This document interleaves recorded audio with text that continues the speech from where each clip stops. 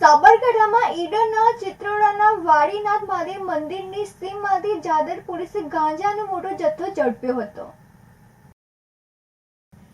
સાબરકાંઠા જિલ્લામાં દિન પ્રતિદિન વધી રહી છે ચરસ ગાંજા સહિતની ફરિયાદો મળતા સાબરકાંઠા જિલ્લા પોલીસ વડાના માર્ગદર્શન હેઠળ ઈડર ચિત્રોડા ગામમાં સે નો ટુ ડ્રગ્સ અભિયાન અંતર્ગત પોલીસે છાપો મારી 112 કિલો કરતાં વધુના 147 લીલા છોડનો જથ્થો પકડ્યા હતા।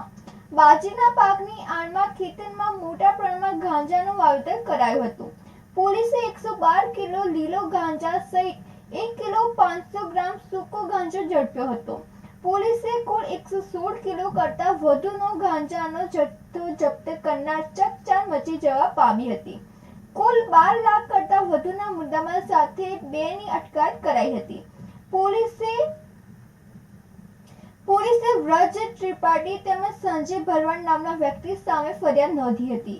આરોપીઓએ વેચાણ હેતુથી ખેતીની આડમાં ગાંજાનું ગેરકાયદેસર વાવેતર કર્યું હતું। પોલીસે આરોપી વિરુદ્ધ એનડીપીએસ એક્ટની કલમ 8C 20(2)C 29 અને 52(1) હેઠળ ગુનો નોંધી આગળની તપાસ હાથ ધરી હતી। રાજેશ ચાવડા સાથે નંદિની જોશી, સિટી ન્યૂઝ ઈડર।